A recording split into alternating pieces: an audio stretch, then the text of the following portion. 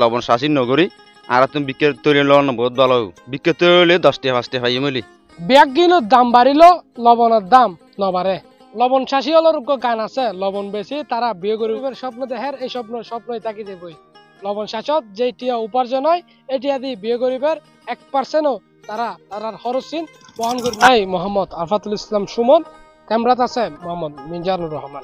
আরাই ভাই লবণ শাসি পানি দি ফুড়াই নুন সনাই ভাই লবণ শাসি রাসে রে কি গুণ।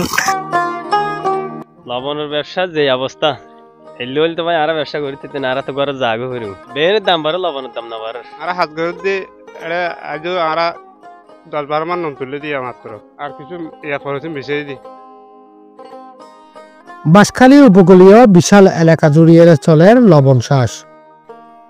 প্রতিমন লবণ উৎপাদনত খরচ হয় গড়ে 350 টাকা তো 400 টাকা পর্যন্ত আর এই লবণ নিন বিক্রি হয় 200 টাকা তো 220 টাকা পর্যন্ত। এটা প্রতিমনত লোকসান হয় 200 টাকা তো 250 টাকা পর্যন্ত। দর্শক শেখরকিল সোনোয়া এবং পাহাড়ছড়া কাতারিয়া সহ বাঁশখালী উপকূলীয় যে এলাকায় ইনত লবণ চাষ চলের কৃষকলের তথ্য অনুযায়ী আর এই মন্তব্য। বাঁশখালী উপজেলার সরল গন্ডামারা শেখরকিল পৈশরী চনুয়া কাতারিয়া কানকানাবাদ ও বাহারচারা ইউনিয়নের উপকূলীয় 15,000 হেক্টর জমির চলের লবণ চাষ। উপকূলীয় এলাকা ঘুরিয়ে দেখা যায় পরিবারের সদস্য চুক্তিকৃত লবণ শ্রমিক অলর লইয়ারে প্রত্যেকদিন ভিন্ন তো আজিন্য পর্যন্ত মাড়ত মেজি তারার মাথার গাম টেঙ্গত ফেলাইয়ারে লবণ চাষ ঘুরি যার বোটকে আবার মাড়ত রাঁধিয়ে রাহার ইতারার রপ্ত কৌশলত জমিনত সমুদ্র লবণাক্ত পানি দিয়ে সূর্যর তাপ অক্লান্ত পরিশ্রম তো লবণ নিন চাষ হয়। প্রতি বছর ডিসেম্বর মাস তো পরের বছরের জুন মাস পর্যন্ত চলে লবণ উৎপাদন।